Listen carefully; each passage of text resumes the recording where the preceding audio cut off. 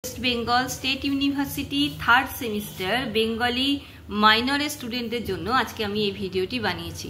তো তোমাদের যাদের এবার থার্ড সেমিস্টারে বেঙ্গলি মাইনর বা পাস সাবজেক্ট হিসাবে জেনারেল সাবজেক্ট হিসাবে আছে, তো তোমাদের এবার পড়তে হবে হচ্ছে বাংলা শিশু ও কিশোর পাঠ্য সাহিত্য। তো সিলেবাসটা দেখিয়ে দিচ্ছি, দেখো। ইউনিট 1-এর আন্ডারে থাকবে হচ্ছে বাংলা শিশু ও কিশোর সাহিত্য রচনার ধারা সম্পর্কে যে ধারণা, যার মধ্যে যোগীন্দ্রনাথ সরকার, দক্ষিণারঞ্জন মিত্র মজুমদার, উপেন্দ্র কিশোর রায়চৌধুরী, রবীন্দ্রনাথ ঠাকুর, অবনীন্দ্রনাথ ঠাকুর, সুকুমার রায়, লীলা মজুমদার, সত্যজিৎ রায়, এদের ভূমিকা তোমাদের পড়তে হবে। বাংলা শিশু ও কিশোর সাহিত্যে এদের ভূমিকা। তারপর ইউনিট 2-এ রয়েছে উপেন্দ্র কিশোর রায়চৌধুরীর টুনটুনির বই। এটা একদম শিশু সাহিত্য, বাচ্চাদের শিশুদের পড়ার জন্য, তো সেটা তোমাদেরকে এবার পড়তে হবে। ইউনিট 3-তে রয়েছে অবনীন্দ্রনাথ ঠাকুর রচিত রাজকাহিনী। এটাও একটি কিশোর সাহিত্যের মধ্যে পড়ে, তো এটাও তোমাদের পড়তে হবে পুরোটা। এর আন্ডারে এর ভেতর থেকে যে কোয়েশ্চেনগুলো হয় সেগুলো তোমাদের আসবে। আর লাস্ট হচ্ছে ইউনিট 4-এ রয়েছে তোমাদের লীলা মজুমদারের প্রদীপিসির বর্মী বাক্স। এটাও একটা ওই রহস্য টাইপের, মানে রহস্য প্লাস মজার গল্প।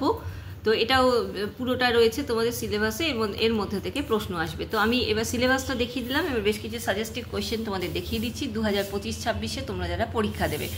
একক 1 থেকে তৈরি করবে হচ্ছে বাংলা শিশু সাহিত্যে উপেন্দ্র কিশোর রায়চৌধুরীর কৃতিত্ব, তারপরে পড়বে সত্যজিৎ রায়ের অবদান, দক্ষিণারঞ্জন মিত্র মজুমদারের অবদান, যোগীন্দ্রনাথ সরকারের অবদান, রবীন্দ্রনাথ ঠাকুরের অবদান এবং লীলা মজুমদার। একক 2 থেকে রেডি করবে টুনটুনির বই থেকে উপেন্দ্র কিশোর রায়চৌধুরীর টুনটুনির বই গ্রন্থটিতে পান্তাবুড়ির গল্পে কিভাবে চোর ধরা পড়েছিল লেখো। তারপরে একটা লাইন তুলে আসে কোয়েশ্চেন, এসেছিল এক বছর, না ভাই তোমার সঙ্গে আমি চাষ করতে যাব না, তুমি বড্ড ঠকাও, এ কথা কে কাকে বলেছেন, বক্তা কিভাবে ঠকে গিয়েছিল। দুষ্টুবাগ গল্পে বাঘমামা কিভাবে জব্দ হয়েছিল। তারপর টুনটুনি ও রাজা কথা গল্পে টুনটুনি কিভাবে রাজাকে জব্দ করেছিল। তারপরে কিছু কোয়েশ্চেন করতে হবে যেগুলো একটু লেন্দি কোয়েশ্চেন। তো সেটা তার মধ্যে রয়েছে টুনটুনির বই গ্রন্থে ছড়িয়ে ছিটিয়ে রয়েছে হাস্যরস, উক্তিটি ব্যাখ্যা করো। আবার নেক্সট কোয়েশ্চেন হচ্ছে টুনটুনির বই গ্রন্থে সবলের উপর দুর্বলের জয় কিভাবে দেখানো হয়েছে। তারপরে রেডি করবে টুনটুনির বই গ্রন্থে শিশু মনস্তত্ত্বের পরিচয় দাও।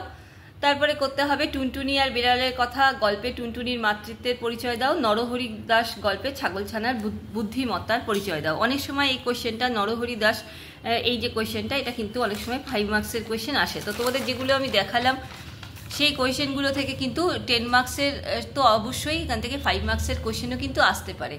আচ্ছা, তো এবারে আমাদের একক 3-এ রেডি করতে হবে অবনীন্দ্রনাথ ঠাকুরের রাজকাহিনী। এর আন্ডারে যে কোয়েশ্চেনগুলো রেডি করবে সেটা হচ্ছে সে রাত্রি কি ভয়ানক রাত্রি, বাপ্পাদিত্য গল্প অবলম্বনে ঘটনাটি লেখো। গোহের জন্ম বৃত্তান্ত আলোচনা করে তার ভিলদের প্রিয় রাজা হয়ে ওঠার কাহিনীটি লেখো। শিলাদিত্য অবলম্বনে সুভাগার জীবন কাহিনী। দুজনে চিরদিন দুজনের সন্ধানে ফিরেছিল কিন্তু ইহলোকে মিলন হয়নি, প্রসঙ্গ তাৎপর্য। পৃথ্বীরাজকে তার 5 সঙ্গীর নাম লেখো। সংগ্রাম সিংহ গল্পে পৃথ্বীরাজের বীরত্ব বর্ণনা করো। হাম্বিরের রাজ্যলাভের ঘটনাটি লেখো আর মারোয়ার রাজ রণমল্লের চরিত্রটি লেখো। এখান থেকেও কিন্তু তোমরা অনেক সময় 10 মার্কসের রেডি করবে, অনেক সময় এখান থেকে কিন্তু 5 মার্কসের কোয়েশ্চেন চলে আসে, তখন একটু গুছিয়ে নিয়ে যতটুকু চাইবে ততটুকু কিন্তু 5 মার্কসের জন্য লিখতে হবে।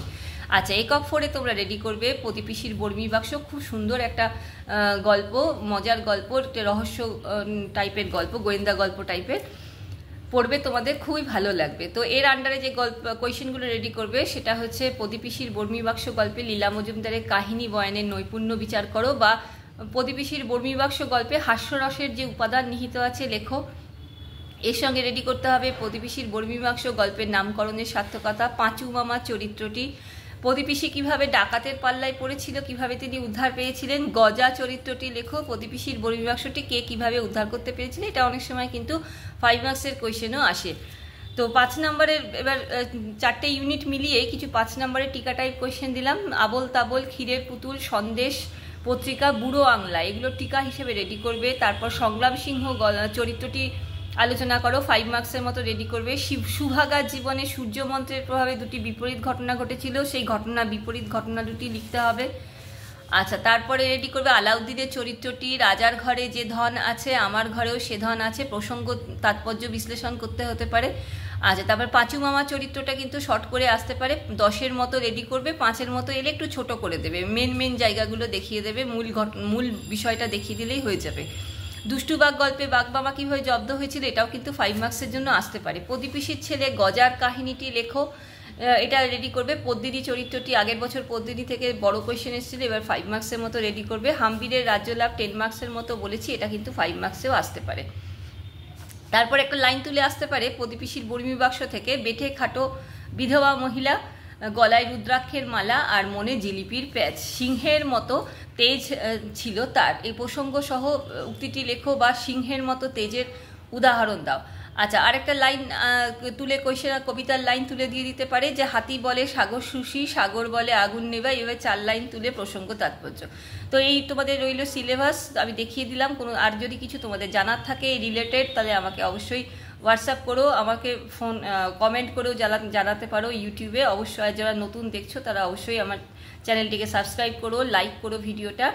আর যাদের মনে হবে প্রাইভেট টিউশন দরকার, তোমরা আমার হোয়াটসঅ্যাপ নাম্বার 8697036024 আমার সঙ্গে কন্ট্যাক্ট করতে পারো। আমি অফলাইন অনলাইন দুভাবেই টিউশন পড়িয়ে থাকি এবং অতি অল্প টিউশন ফিজ নিয়ে তোমাদের যত্ন সহকারে পড়াই।